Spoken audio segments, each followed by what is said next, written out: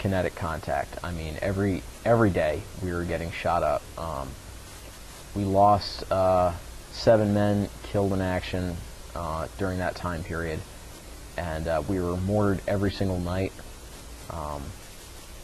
And it became a routine. You couldn't leave the buildings on the fob to go between another building without putting full gear on. You had to have your weapon everywhere you went, and it was always a feeling of being under constant siege. But by about, this started in September, by about November time frame, mid-November, we started working with Marine combat engineers and built a large berm around the entire city. And then we built a couple of checkpoints on either end of it to gauge the flow of traffic. Initially, we cut all the traffic off to the city because what we found out was happening was people were coming from Syria. They would get in their cars, they would drive across the border, they'd come and shoot at us, and then they'd go home for dinner at night. And we found by blocking off the city to traffic, we destroyed the enemy's mobility, so they were no longer able to infiltrate the city. And if they did try and attack us, they had no means of immediate escape. So basically, them trying to fight us was, it wasn't going to end well for them. Was there a point at that construction when you're encircling the city in a berm, was there a climax to the fighting where they can clearly sense what the plan was, or a last push? I guess, was there a day or a point at which you began, that's the high water mark? There was a day, I don't remember the exact day, I want to say it was October 25th. The entire company was basically engaged in a company-wide gun battle throughout the city. On that day we lost 2 Marines killed, Daniel Chairs and Donald Brown. But we gave a lot more than we got. I remember at the end of the day just kind of being in shock from it,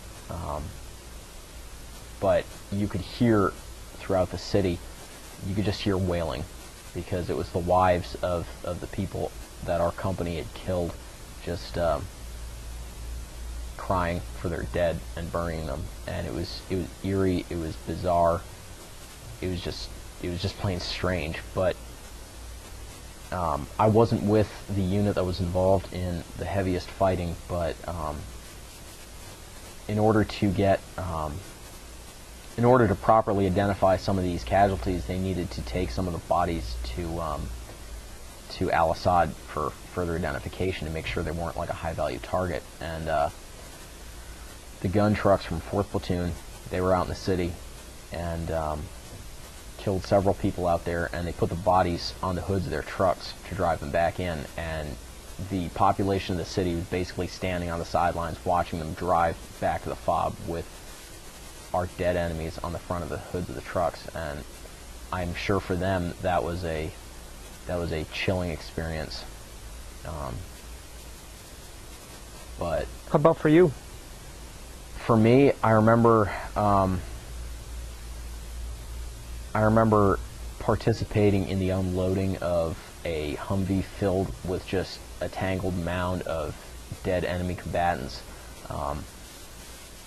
They'd been shot to pieces by like 240 machine guns, which is a 7.62 caliber machine gun. It's a medium squad level machine gun, and Browning 50 cals, which is a heavy machine gun. And those things, they just tear you apart. And these bodies were really in no discernible order. They were just mangled, and it was our job to unload them and lay them out. We had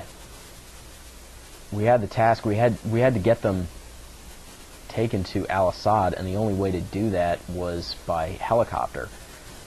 And there just wasn't enough room on the helos to get them all out at once, so we had to improvise and prevent them from like further decomposition or anything like that. This is one of the most jarring memories I have. Is we had a freezer in the dining facility, and that's where we kept like all our Gatorades and stuff like that.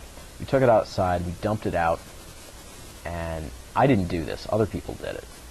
And they put a body in there to keep it cool, and took it back in the defact, plugged it in, and put some duct tape over it, and the sign, "Do not open." Well, I come in there, I'm like, why are they saying "do not open"? You know, I want a freaking Gatorade. Well, you move the tape, open it up, and they're like, oh, that's why. It was, again, strange, eerie. It's hard to even imagine that. It's just, it's beyond any kind of rationalization, just living in that kind of world, especially a world where things like that were just accepted as part of everyday life. But after that date, end of October, things really started to dramatically lighten up. The mortaring stopped, the kinetic gun battle stopped, and then it got to the point where every now and then we get shot at by a sniper. That was about it. So what was your workload, maybe you do across a 7-day cycle? I mean, 12-hour days, 15-hour days. What did you do to take a deep breath? I mean, what does a 7-day cycle look like for you in those first 3 months? Well, a 7-day cycle was basically split among the 3 platoons in our company. We had the 1 platoon, 4th platoon, which was our mobile section, and they did all the driving. So that was what they did strictly. They didn't do anything else. But the other 3 platoons, we rotated 2 platoons on mission and 1 platoon on guard. So that would change every week. So that meant you were doing 2 weeks of mission and then a week of guard. When you're on mission, you go out on patrols for anywhere from 6 to 8 hours at a time, which doesn't necessarily mean you're walking around the whole time. It just means you're firm in a building, or you're providing overwatch, or trying to set up an ambush on somebody. What do you do with the rest of that day? The rest of that day, you come back, you eat, you go to sleep for a little bit, you get up and you do it again. I can't even really put them in terms of days because it was more time periods and blocks. We went out as much as we could. I think we slept less than we patrolled. And it was very tiring, but I'll tell you, that was the best sleep I've ever gotten in my life. You put your head against the pillow and you were out, and it was deep sleep. Did you have any reading, writing, leisure, anything to decompress outside of sleeping? Anything that you did that way was chipping into your sleep time.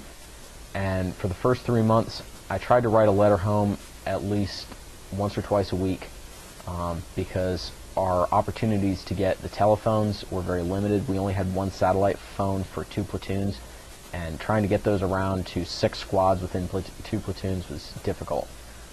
It made it worse because the antenna on the thing was broken, so you couldn't really, you had to stand on top of the building and like twist it a certain way.